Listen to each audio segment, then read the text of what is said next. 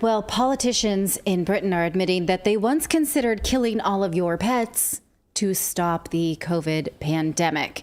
Here is former Health Minister James Bethel. He told a news channel this, and he says it like you should be grateful for it. Like, hey, we may have locked you down, took away your money and your liberties, and not let you have parties while we had parties. But at least we didn't kill your pets. So you better be grateful about that. Listen to him say it for himself. There was a moment when we were very unclear about whether domestic pets or not could transmit the disease. In fact, there was an idea at one moment that we may have to ask the public to exterminate all the cats in Britain. Can you imagine what would have happened if we had wanted to do that? And yet there was, for a moment, a little bit of evidence about that. So that had to be investigated and closed down. Was there evidence about that? For a moment, there was a little bit of evidence. It was like one person thought that their cat may have had COVID. And then maybe that means that all the cats should be killed. So, you know, I mean, he's saying that like, well, so what they're doing is saying, look, we didn't understand COVID for a long time for reasons. Right. And so we had to fly off the cuff. And so, you know, yeah, we did some stupid things, but at least we didn't kill your pets. So that is what I take away from that intonation. Maybe that's not the right intentional read. You tell me what you think. This is in full damage control after over 100,000 WhatsApp messages from former Health Secretary Matt Hancock were leaked to the Daily Telegraph by journalist Isabel Oakeshott. Leak may be the wrong word because she's been working with the Daily Telegraph on what they call these, what do they call them? The lockdown files. And she's one of the journalists on that team. And she had been given these WhatsApp messages by the former Health Secretary Matt Hancock, and she decided to publish them and to publish her take on them. So she didn't take them. She didn't hack them. He willingly gave it over to her because he was writing a book about the pandemic. And then she decided the public needs to see this. She admits that she broke a non-disclosure agreement to release this. And here's what she said to the BBC's Radio 4 program. She says, I'm a working journalist. They did not pay me for this message, for these messages. I've been helping the Daily Telegraph with the investigation, and you'll see that I've been writing stories for the Daily Telegraph. Anyone who thinks I did this for money must be utterly insane. This is about millions of people, every one of us in this country, that were adversely affected by the catastrophic decisions to lock down repeatedly, often on the flimsiest of evidence for political reasons. In fact, the messages do show that this health minister was communicating in teams of people about COVID policies, and it was all politics. It was all posturing and politics. I'll give you some highlights from the Daily Mail. They didn't publish all 100,000 messages, so I haven't seen all of those. We get a few, and then we get their summary. The byline is here you see the lockdown files team. So it feels very much like they are taking a page out of the Twitter files, and they're digging. They're doing their own investigative journalist. But given Hancock and the government's reaction to these messages, we have reason to believe that they are very authentic because they are freaking out, basically. Now, they accuse Hancock of pushing back against Education Secretary Sir Gavin Williamson when he wanted to reopen schools in January of 2021. And he continues to warn that the opening will be a policy car crash. And he crosses Sir Gavin when, at the time, Prime Minister Boris Johnson decides to side with him. And then Hancock sort of goes around him and thwarts him and says, how can we make it so schools don't open? So the Education Secretary wants to open schools, thinks he can do it safely. And the health minister is just working behind his back saying, we can't do this. And then what happened? Well, schools actually opened for one day. Politicians freaked out and they closed schools until March 8th. And why do these messages show? Was it because children were falling like flies? No. Were they being shown to be bringing home more COVID? No. This was just what politicians wanted to do. Right. Here is from the Daily Mail. The lockdown files show his push to shut schools was just one of a number of repeated instances where the interests of children were apparently disregarded in favor of restrictions. Many of the measures went against the Council of Scientific Advisors, who were saying we can open schools safely. The decisions made around children's education were amongst the most controversial of the pandemic. Studies have shown that keeping children away from the classroom led to a rise in mental health problems and a decline in development. Some children lost more than 100 days of schooling because of closures alone. Now, recall that when there were parents pushing back against these regulations and trying to reopen schools, those parents were deplatformed, namely by PayPal and other blogging platforms.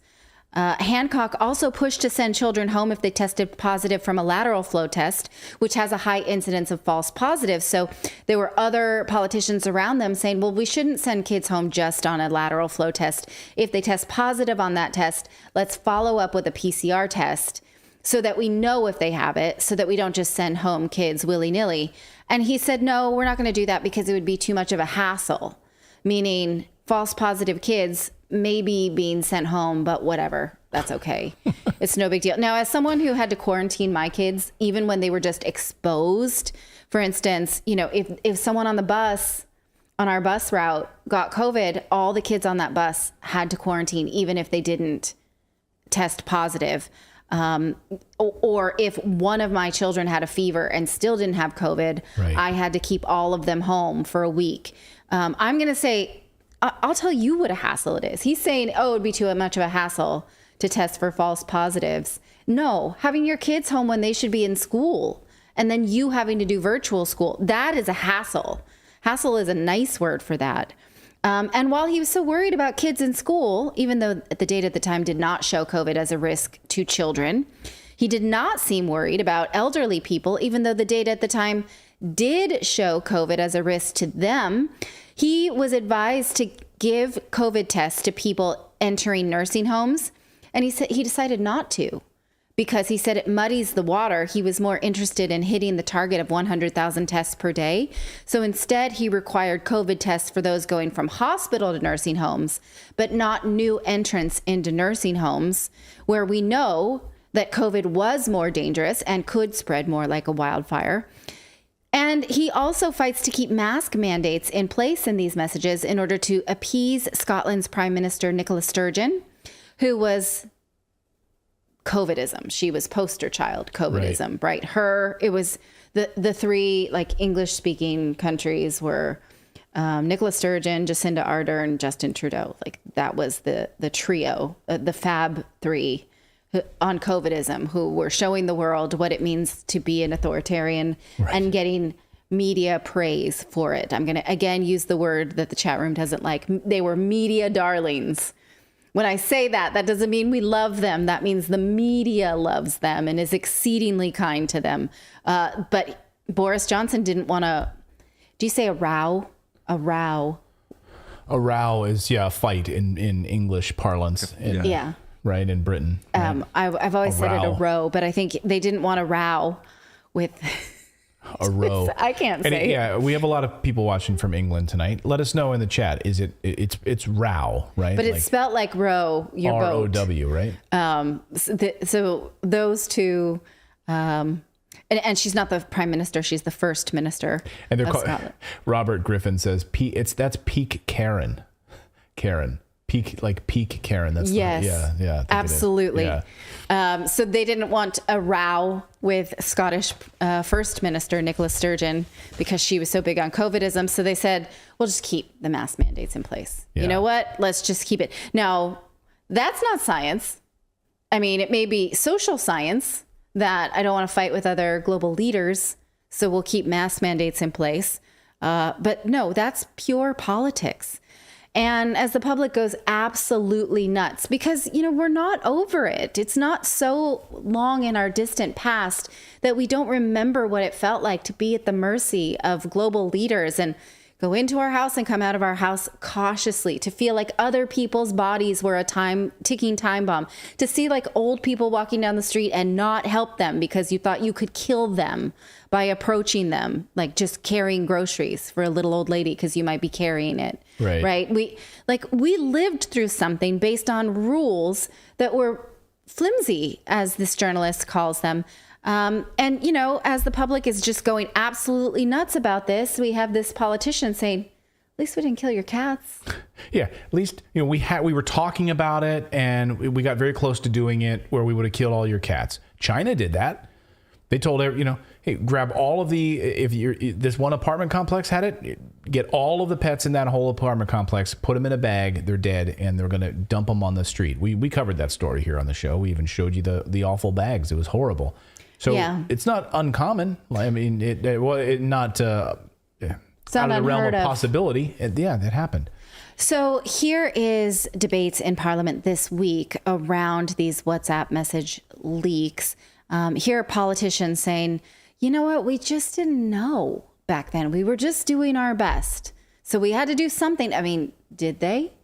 But we just didn't know. So we can't rewrite history. Watch.